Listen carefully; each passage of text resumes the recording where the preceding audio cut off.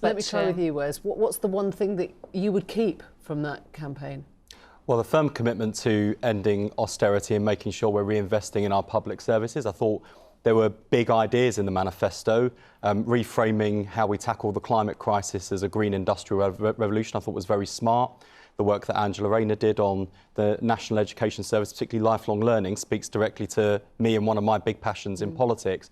The problem during the election was that, taken together, the manifesto just wasn't believed by the voters. So I got comments on the doorsteps like, how are you going to pay for all this? How's this going to affect my family? How's this going to affect my business? It's a bit too good to be true, isn't it? Too ideological then for people. I mean, do you think there was not enough common sense and there was too much idealism? What is the shape of the leader for you? Do they have to be female? Do they have to be northern? Do they have to be a Brexiteer or Brexit voting? I think if we're going straight to that kind of reductive answer, then we haven't understood what voters have just told us, because I think what happened at this election, it wasn't just about the manifesto not being as good as some of its parts or the promises being far-fetched.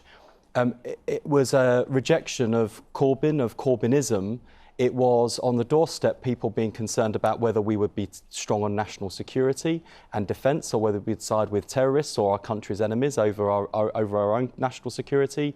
Economic credibility was a big problem, and the culture of our party as well, from our problems with anti-Semitism, which was obviously a big issue in a constituency like mine with the Jewish community, but more broadly the fact that we'd spent weeks in the run-up to the general election staving off attempts to deselect Labour MPs instead of focusing our fire on the Tories. Who are the people that answer these problems now? Who are the people, the names in your mind, Emma? I think there are people that are credible both inside and outside the shadow cabinet. I think people inside a shadow cabinet are going to have a tough job, because they've got to explain why they agreed to go into this disastrous election in the first place, why the party was so ill-prepared, and how they will break with the things that repelled the public. Backbenchers will find it slightly harder to get hearing, but then you've got people like Jess Phillips who are quite exciting. Much harder, but you've got people like Jess Phillips who are very exciting people, and she's got a force of personality to bring herself into the debate. Someone like Lisa Nandy, who's incredibly thoughtful and will elevate the quality of the Labour leadership debate. So I'm sort of reassured by the sorts of names that are coming forward, but we've got to make sure that we're honest with ourselves. They're not just Labour MPs who've been knocking on doors.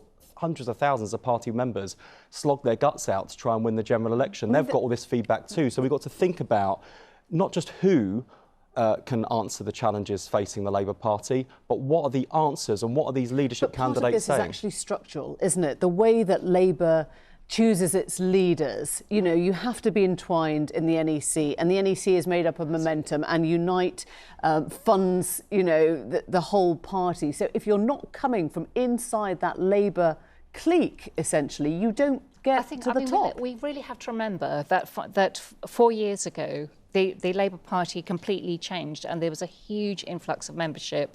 Whether that was down to one individual or his policies or what it was, that completely changed. Our membership went up 5 times just in Kensington. It was extraordinary. And so what doesn't decide how the electorate votes in the end. But membership will choose. Yeah, but let's, before we get too carried away, I mean, I listened to the earlier discussion, something like radical redistribution of power. As a former councillor, I would support that. But what we've seen from the Conservatives time and again is redistribution of power, but without the resources to go with it. I'm slightly sceptical about how this Parliament will pan out for the Conservatives, about how they'll manage the economy, what happens if we have a recession off the back of Brexit. I think there are plenty of opportunities for a Labour opposition to get stuck in, but we need credible leadership, we need exciting leadership, people who understand what's gone wrong, and people who've got the strength and courage to put things right. Because as Morris said, this is our worst defeat since 1935. The worst thing we could do to the country now is to say this is business as usual after the kicking we've just received.